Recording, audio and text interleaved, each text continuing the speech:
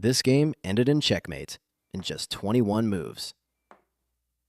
My opponent played the Caro-Kann Defense, one of the most solid openings in chess, and yet a single misstep in the early middle game cracked the position wide open, and from that point forward, the advantage never left my hands.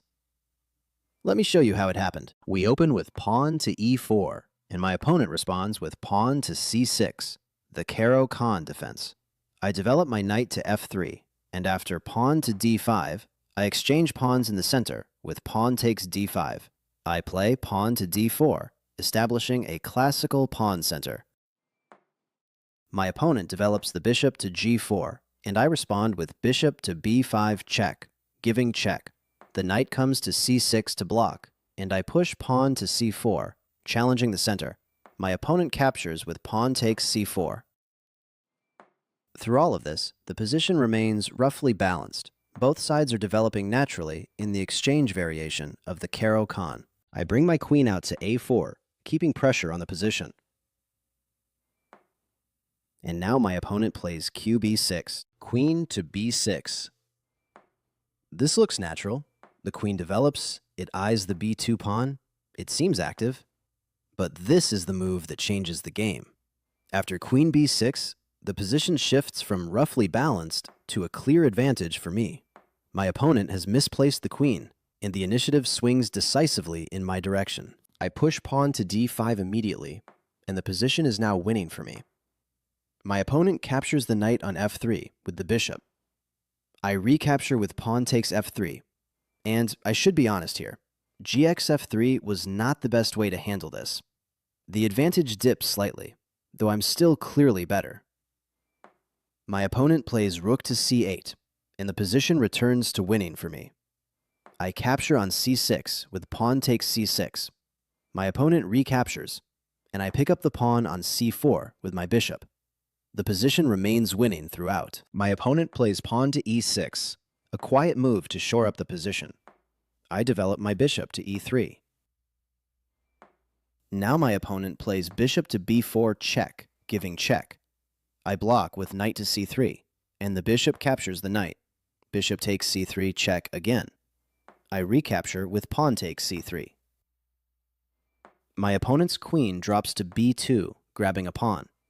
I castle, getting my king to safety. The queen takes on c3, picking up another pawn. But despite all this material activity, the position remains winning for me throughout. My pieces are well coordinated, and my opponent's king is still stuck in the center. I play rook to c1, bringing my rook to the open c-file. My opponent retreats the queen to f6. I reposition my bishop to b5, keeping the pressure on. And now, my opponent plays queen to g5, check. It's a check, yes, but it's a catastrophic mistake. By moving the queen to g5, my opponent walks right into my bishop. I capture with bishop takes g5, and just like that, the queen is gone. The position was already winning for me, and now it's completely overwhelming. My opponent captures pawn takes b5, taking my bishop. But this opens the position completely. A forced mate is now on the board. Mate in 3.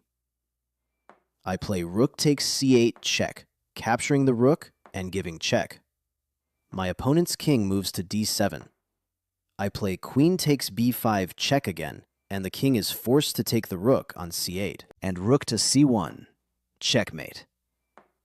The rook slides to c1, and the king on c8 has nowhere to go. That is checkmate on the board. So what can we take away from this game? First, queen placement matters. My opponent's queen b6 looked active, but it misplaced the queen early and handed me a clear advantage I never gave back. Second, when you're ahead, keep developing. I didn't rush. I brought my pieces to active squares, castled, and let my opponent's mistakes compound. And third, always be careful with checks. My opponent's queen g5 looked aggressive, but it walked the queen straight into a capture. A check is only useful if it actually improves your position. Not every check is a good check. If you enjoyed this breakdown, consider subscribing to the channel. Every game has a story, and I'd love to share more of them with you. Thanks for watching, and I'll see you in the next one.